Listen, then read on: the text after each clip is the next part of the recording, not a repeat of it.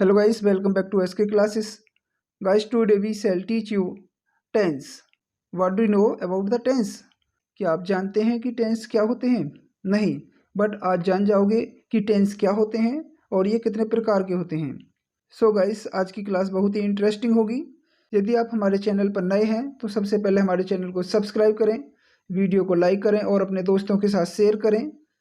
Okay, चलिए शुरू करते हैं आज की class. Let's start. Tense. Tense क्या है? टेंस का क्या मीन्स होता है? टेंस का मीन्स होता है काल। टेंस को हम क्या कहते हैं? काल कहते हैं। और काल का मीन्स क्या होता है? समय।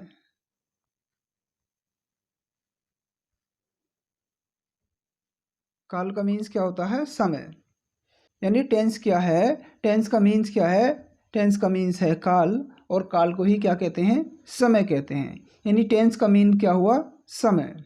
Okay, what is the definition of tense? Tense tells the time and state of an action. Tense tells the time and state of an action. Tense किसी कार्य के समय और अवस्था को बताता है। Tense क्या बताता है? Tense किसी कार्य के समय और अवस्था को बताता है। Tense make sense of changing form of the verb.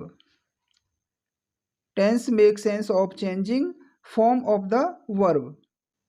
यानी हम कह सकते हैं कि टेंस किसी कार्य के समय और अवस्था को बताता है। टेंस वर्ब के बदलते रूपों का बोध कराता है। Okay, according to the traditional grammar there are 3 kinds of tense. Traditional grammar के अकॉर्डिंग टेंस कितने प्रकार के होते हैं? 3 प्रकार के होते हैं। ओके,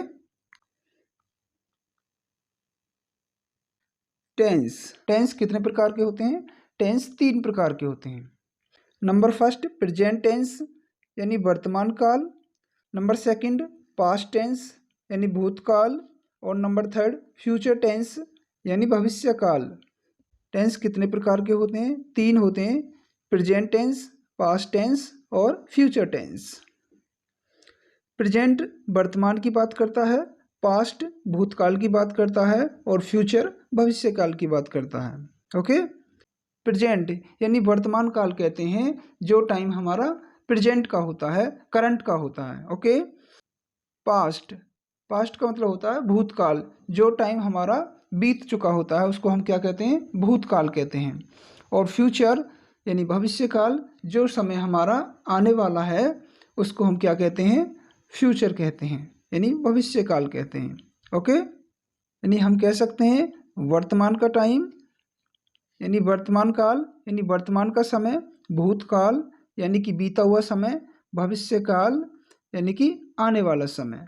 ओके, यानी हम कह सकते हैं कि हमने टेंस को यानी समय को कितने भागों में बांटा? 3 भागों में बांटा, प्रेजेंट में, पास्ट में और फ्यूचर में। ओके, अब इनके भी जो हमारे टेंस होते हैं ये 3 प्रकार के होते हैं और इन तीनों के भी 4 काइंड्स होते हैं। सब डिवीजन इनके कितने प्रकार होते हैं? प्रेजेंट को कितने भागों में डिवाइड किया गया है? नंबर फर्स्ट पे है आपका present indefinite tense, number second present continuous और number third present perfect, number 4 है प्रेजेंट परफेक्ट कंटिन्यूअस। ओके, ऐसे ही भूतकाल के 4 काइंड्स होते हैं। Number first past indefinite, number second past continuous, number third past perfect और number 4 past perfect continuous. Okay, past indefinite, past continuous, past perfect और past perfect continuous. उसी प्रकार future के भी 4 काइंड्स होते हैं। Number first future indefinite tense, number second future continuous और number third future perfect और number 4 future perfect continuous. Okay, got it? यानी कि हमें पता चला कि टेंस हमारे 3 प्रकार के होते हैं, प्रेजेंट टेंस, पास्ट टेंस और फ्यूचर टेंस। और इनका भी सब डिवीजन किया गया है कितने प्रकार से? 4 प्रकार से। यानी प्रेजेंट के भी 4 होते हैं, पास्ट के भी 4 होते हैं और फ्यूचर के भी 4 काइंड्स होते हैं। तो टोटल कितने होते हैं? ये 12 प्रकार के होते हैं। कितने? 12 प्रकार के होते हैं। ओके, आई होप सेशन आपको पसंद आ रहा होगा। यदि सेशन आपको पसंद आ रहा हो तो इसे लाइक करें, अपने दोस्तों के साथ शेयर करें, हमारे चैनल को सब्सक्राइब करें, बेल आइकन को प्रेस करें ताकि नोटिफिकेशन आपको टाइम से पहले मिलता रहे। ओके गाइस, प्रेजेंट टेंस यानी वर्तमान काल। प्रेजेंट टेंस, प्रेजेंट को कहते हैं वर्तमान और टेंस कहते हैं काल, यानी प्रेजेंट टेंस वर्तमान काल। गाइस, यहाँ पर हमने प्रेजेंट टेंस का चार्ट अलग बनाया है, पास्ट का अलग बनाया है और फ्यूचर का अलग बनाया है। तो हम सबसे पहले बात करेंगे किसकी? तो सबसे पहले यानी कि जो हमारा फर्स्ट नंबर पर है वो है प्रेजेंट टेंस यानी वर्तमान काल। सबसे पहले हमने प्रेजेंट टेंस का चार्ट यहाँ पर बनाया है। देखिए, जो हमारे प्रेजेंट टेंस होते हैं उनको हम कितने भागों में डिवाइड करते हैं? 4 में। यानी ये कितने प्रकार के होते हैं? 4 काइंड्स के होते हैं। नंबर फर्स्ट पे है प्रेजेंट इंडेफिनिट। इस पी का जो मतलब है शॉर्ट में मैंने लिख दिया पी, यानी present, present indefinite, present continuous और present perfect, present perfect continuous. जैसा कि आप जानते हैं कि प्रेजेंट के 4 टाइप्स होते हैं, present indefinite, present continuous, present perfect और प्रेजेंट परफेक्ट कंटिन्यूअस। अब बात करते हैं प्रेजेंट टेंस का जो फर्स्ट काइंड है वो क्या है? प्रेजेंट इंडेफिनिट है। क्या है? प्रेजेंट इंडेफिनिट है। तो हम इसे कैसे पहचानेंगे? इसके रूल्स क्या हैं? इसमें कौन सी वर्ब्स यूज होंगी? इसकी पहचान क्या है? इसका स्ट्रक्चर क्या है? वो सब हम आपको बताएंगे। ओके, चलिए, इसकी जो पहचान है यानी प्रेजेंट इंडेफिनिट को हम किससे पहचानते हैं? इसकी पहचान है जिन हिंदी वाक्यों के अंत में ता है, ती है, ते हैं, यानी जिन हिंदी वाक्यों के अंत में ये शब्द आते हैं तो हमारे क्या कहलाते हैं? प्रेजेंट इंडेफिनिट टेंस कहलाते हैं। Okay guys, okay. और नंबर सेकंड कि इसमें जो वर्ब की जो फॉर्म यूज होती है वो कौन सी होती है? वर्ब की फर्स्ट फॉर्म यूज की जाती है। प्रेजेंट इंडेफिनिट टेंस में वर्ब की फर्स्ट फॉर्म यूज की जाती है। ओके, और इसमें हेल्पिंग वर्ब की तरह किसका यूज किया जाता है? डू और डज का यूज किया जाता है। ओके, इसका स्ट्रक्चर क्या होता है? स्ट्रक्चर का मतलब ढांचा। इसका प्रारूप क्या होता है, या हम रूल भी कह सकते हैं कि इसके रूल्स क्या होते हैं लिखने के। तो सबसे पहले सब्जेक्ट वर्ब की फर्स्ट फॉर्म, और वर्ब की फर्स्ट फॉर्म में एस या एस लगाते हैं और उसके बाद ऑब्जेक्ट लिखते हैं। इसका ये स्ट्रक्चर होता है, यानी कि सबसे पहले हम सब्जेक्ट लिखेंगे, फिर वर्ब की फर्स्ट फॉर्म लगाएंगे, एक वचन है तो उसमें एस या एस लगाएंगे, और यदि बहुवचन है तो उसमें एस या एस नहीं लगाएंगे। उसके बाद हम क्या लिखते हैं? ऑब्जेक्ट लिखते हैं। तो ये इसका फॉर्मूला कह सकते हैं या स्ट्रक्चर कह सकते हैं। Okay guys, I hope present indefinite tense को आप समझ गए होंगे कि प्रेजेंट इंडेफिनिट टेंस में किस किस का यूज करते हैं, इसकी पहचान क्या होती है, इसमें कौन सी फॉर्म यूज की जाती है, इसमें हेल्पिंग वर्ब क्या होती है और इसका स्ट्रक्चर क्या होता है। ओके, चलिए नंबर सेकंड देखते हैं। नंबर सेकंड है आपका प्रेजेंट कंटिन्यूअस टेंस। क्या है? Present continuous tense. इसकी जो पहचान होती है, जिन हिंदी वाक्यों के अंत में रहा है, रही है, रहे हैं ये शब्द आते हैं उनको हम क्या कहलाते हैं? प्रेजेंट कंटिन्यूअस कहते हैं। यानी जिन हिंदी वाक्यों के अंत में रहा है, रही है, रहे हैं आदि शब्द आते हैं उनको हम क्या कहते हैं? प्रेजेंट कंटिन्यूअस टेंस कहते हैं। इसमें वर्ब की कौन सी फॉर्म यूज करते हैं?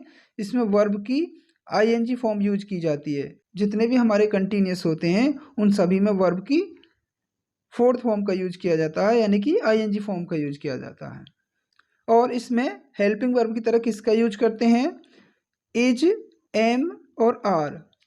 इसमें जो हेल्पिंग वर्ब की तरह यूज की जाती हैं वो क्या है? हमारी इज, एम, आर का यूज किया जाता है। ओके, इसका स्ट्रक्चर क्या है? स्ट्रक्चर वही इसके जो सेंटेंस का बनाने का तरीका होता है। हम सबसे पहले किस किस का यूज करते हैं? तो सबसे पहले हम सब्जेक्ट, फिर इज, एम, आर तीनों में से एक का यूज करेंगे, फिर वर्ब की आईएनजी फॉर्म प्लस ऑब्जेक्ट। सबसे पहले सब्जेक्ट, इज, एम, आर इनमें से एक का यूज किया जाएगा, फिर वर्ब की आईएनजी फॉर्म, उसके बाद ऑब्जेक्ट। ये इस सेंटेंस का बनाने का तरीका होता है, यानी कि स्ट्रक्चर होता है। ओके गाइस, तो प्रेजेंट इंडेफिनिट और प्रेजेंट कंटिन्यूअस आई होप आपकी समझ में आ गए होंगे। अब बात करते हैं प्रेजेंट परफेक्ट की। इसकी पहचान क्या होती है? जिन हिंदी वाक्यों के अंत में चुका है, चुकी है आदि शब्द आते हैं उनको हम क्या कहते हैं? प्रेजेंट परफेक्ट टेंस कहते हैं। और इसमें वर्ब की थर्ड फॉर्म का यूज किया जाता है। वर्ब की कौन सी फॉर्म का यूज किया जाता है? वर्ब की थर्ड फॉर्म का यूज किया जाता है। इसकी हेल्पिंग वर्ब कौन कौन सी होती हैं? हैज और हैव इसकी हेल्पिंग वर्ब होती हैं। इसका स्ट्रक्चर क्या है? सबसे पहले सब्जेक्ट हैज या हैव में से एक का यूज किया जाएगा, प्लस वर्ब की थर्ड फॉर्म प्लस ऑब्जेक्ट, यानी सब्जेक्ट प्लस हैज या हैव प्लस वर्ब की third form plus object. Okay, यदि सिंगुलर सब्जेक्ट है तो हैज लगाएंगे और प्लूरल सब्जेक्ट है तो हैव लगाएंगे और वर्ब की थर्ड फॉर्म प्लस ऑब्जेक्ट लगाएंगे। ओके, नंबर 4 पर आते हैं आपके प्रेजेंट परफेक्ट कंटिन्यूअस।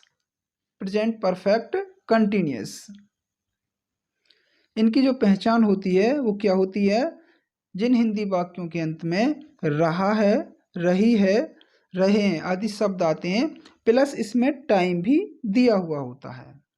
ओके, देखिए रहा, रही, रहे तो ये प्रेजेंट कंटिन्यूअस में भी आते हैं, बट लेकिन जो प्रेजेंट परफेक्ट कंटिन्यूअस होता है उसमें रहा है, रही है, रहे ये सभी आते हैं, लेकिन इसमें एक चीज़ बढ़ जाती है कि इसमें समय दिया हुआ होता है। ओके, इसमें वर्ब की कौन सी फॉर्म यूज की जाती है? इसमें वर्ब की आईएनजी फॉर्म यूज की जाती है। ओके, हेल्पिंग वर्ब में किसका यूज होता है? यानी कि हैज बीन या हैव बीन, हैज बीन या हैव बीन का यूज किया जाता है। स्ट्रक्चर क्या होता है इसका?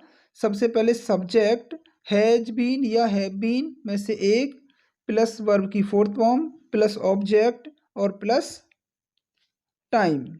Okay guys, I hope present tense के चार्ट को आप समझ गए होंगे।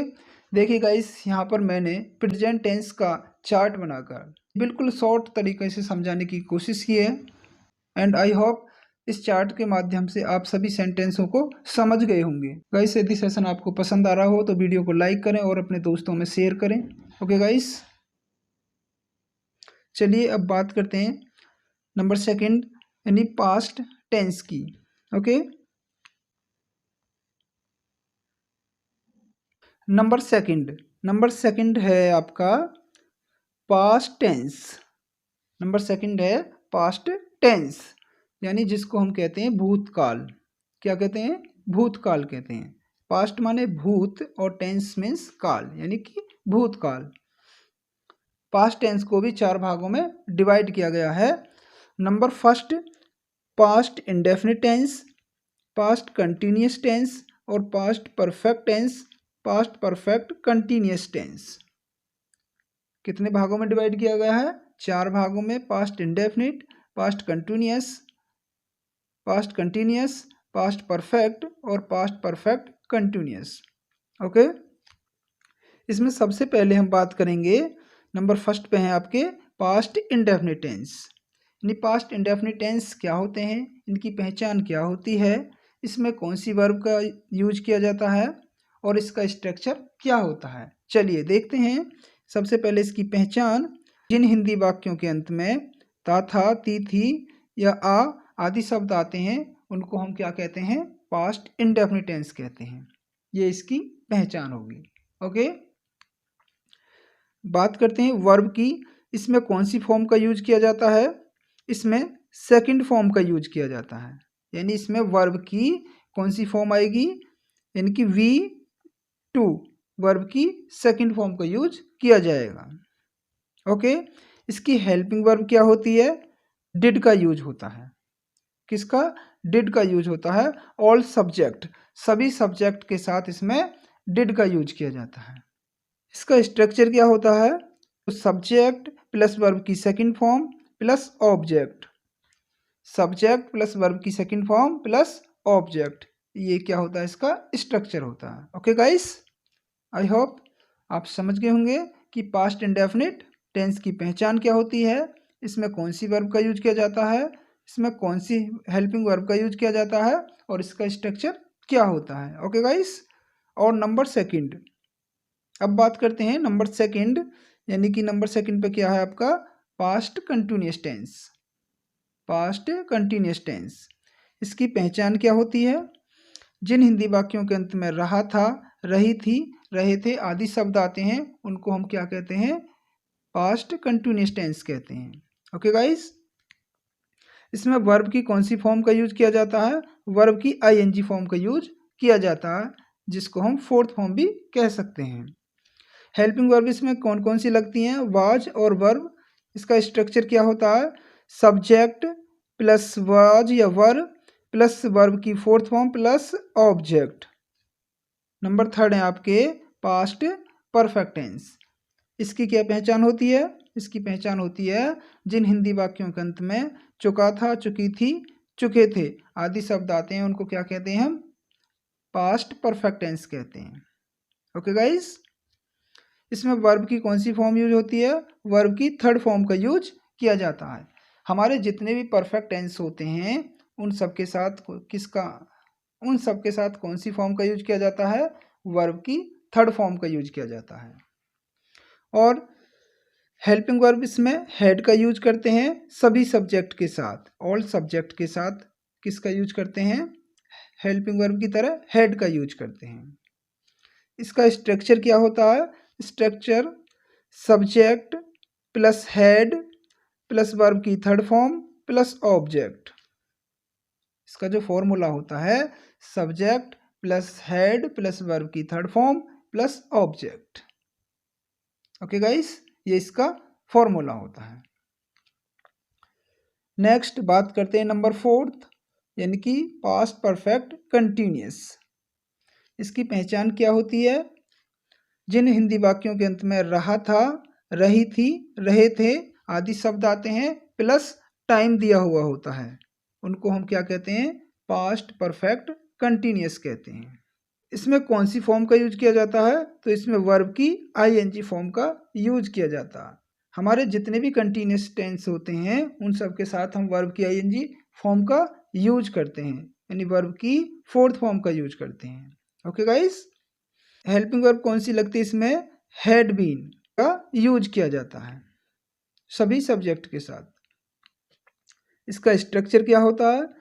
Subject plus had been plus verb की fourth form plus object plus time, ये इसका स्ट्रक्चर होगा। Subject plus had been plus verb की fourth form plus object plus time, ये इसका स्ट्रक्चर होता है। Okay guys, I hope session आपको पसंद आ रहा होगा। यदि सेशन आपको पसंद आ रहा हो तो इसे लाइक करें, अपने दोस्तों के साथ शेयर करें, हमारे चैनल को सब्सक्राइब करें, बेल आइकन को प्रेस करें ताकि नोटिफिकेशन आपको टाइम से पहले मिलता रहे। Okay guys, I hope past tense का जो ये चार्ट है ये आपकी समझ में आ गया होगा। अब देखते हैं next future tense. Number third future tense. हमारे जो नंबर थर्ड हैं वो हैं फ्यूचर टेंस, यानी कि भविष्य काल। तो सबसे पहले हम फ्यूचर इंडेफिनिट टेंस की बात करेंगे। नंबर फर्स्ट पे है आपका future indefinite tense. Future indefinite tense क्या होते हैं? इनकी पहचान क्या होती है? इनमें कौन सी वर्ब का यूज किया जाता है? इसकी हेल्पिंग वर्ब क्या होती हैं और इसका स्ट्रक्चर क्या होता है? इसे समझने का प्रयास करते हैं। चलिए देखते हैं।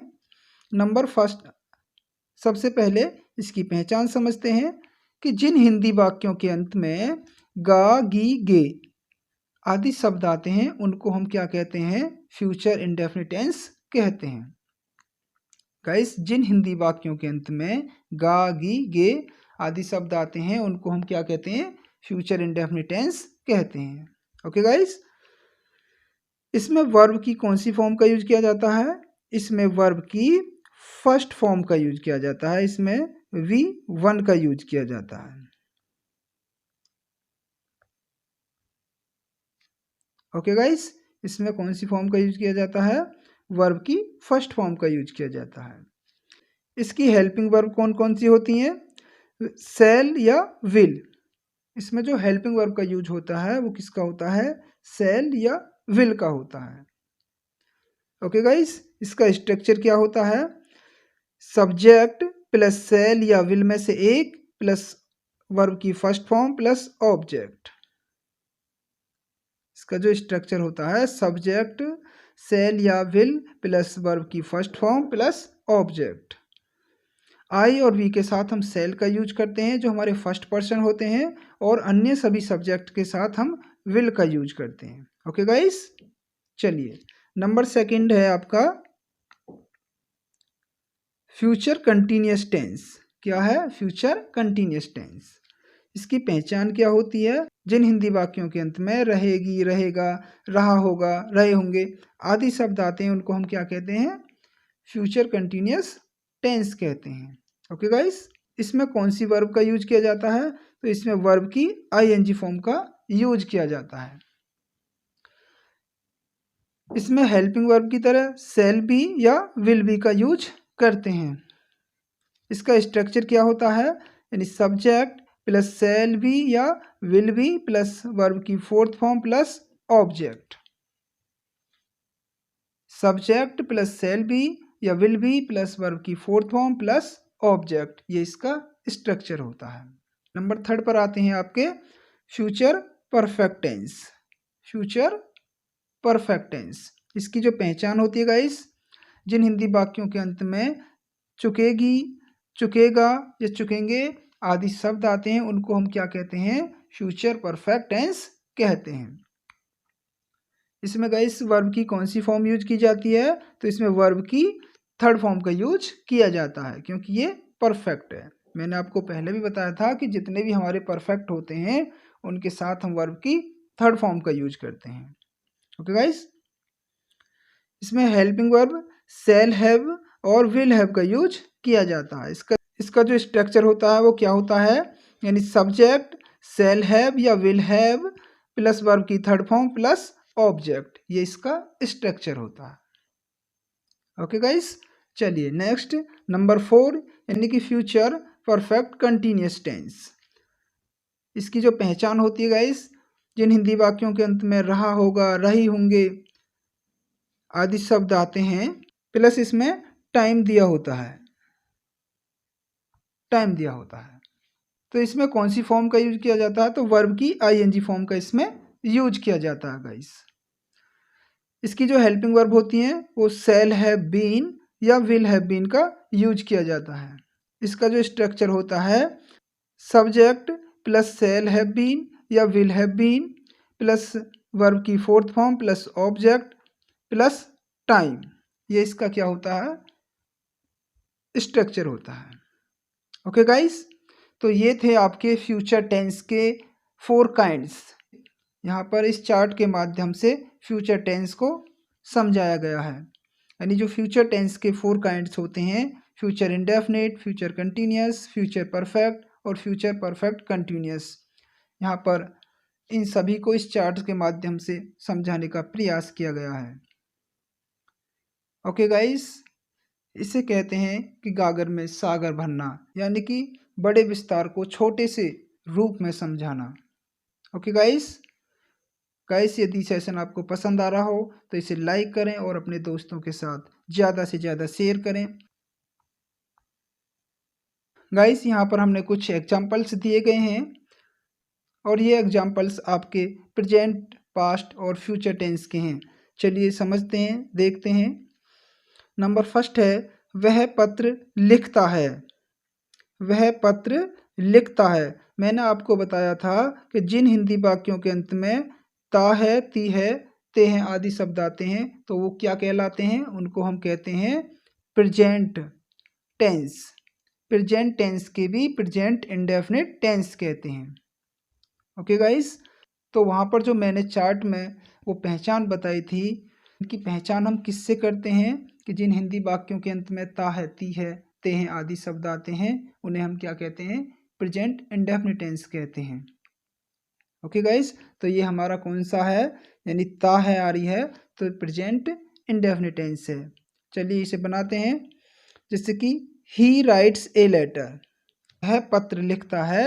ही राइट्स ए लेटर, तुम रोज समाचार पत्र पढ़ते हो, ते हो आ रही है तो कौन सा टेंस है? प्रेजेंट का इंडेफिनिट टेंस है। तो you read newspaper daily, you read newspaper daily.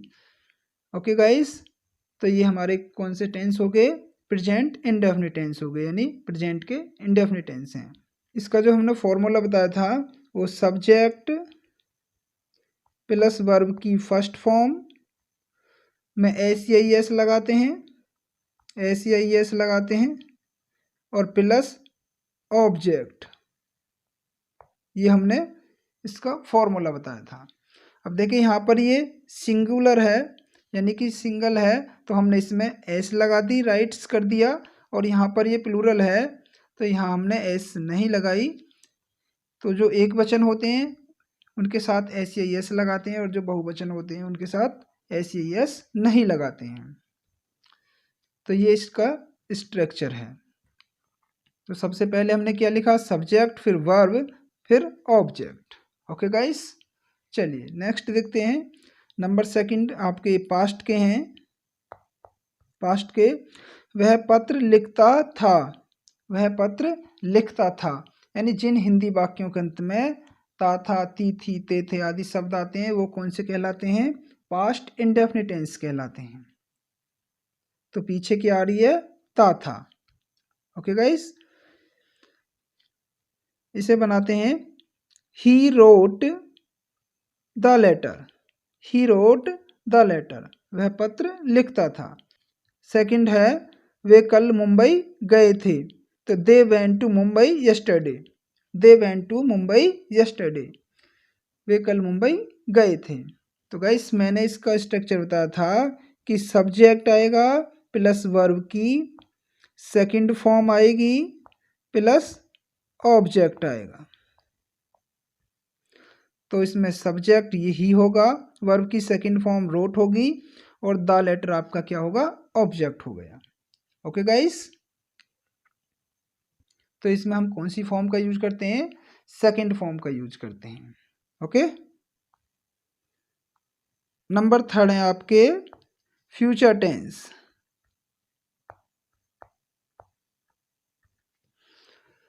वह आगरा जाएगा, नंबर फर्स्ट है वह आगरा जाएगा।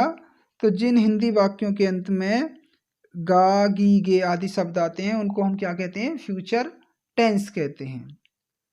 और ये फ्यूचर टेंस का कौन सा टेंस है? फ्यूचर इंडेफिनिट टेंस है।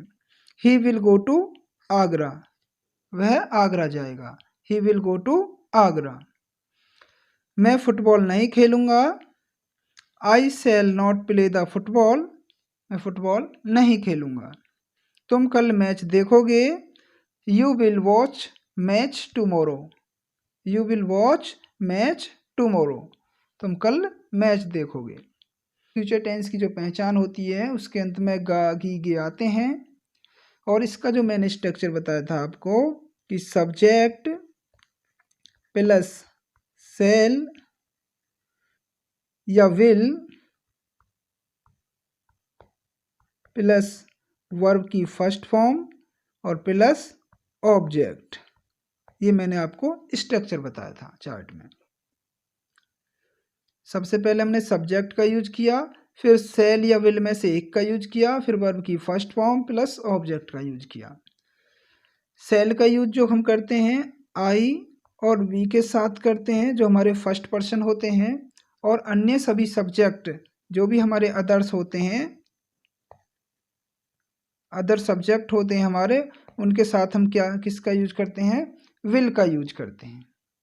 ओके गाइस, गाइस यदि सेशन आपको दिल से पसंद आया हो तो इसे लाइक करें, अपने दोस्तों के साथ शेयर करें, हमारे चैनल को सब्सक्राइब करें, बेल आइकन को प्रेस करें ताकि नोटिफिकेशन आपको टाइम से मिलता रहे। गाइस हमारे चैनल पर ग्रामर की अपलोडेड वीडियो ऐसे ही मिलती रहेंगी और ऐसे ही इजी और सरल कंटेंट के साथ हम आपके लिए लाते रहेंगे। और आप पढ़ते रहिए, खुश रहिए, मुस्कुराते रहिए।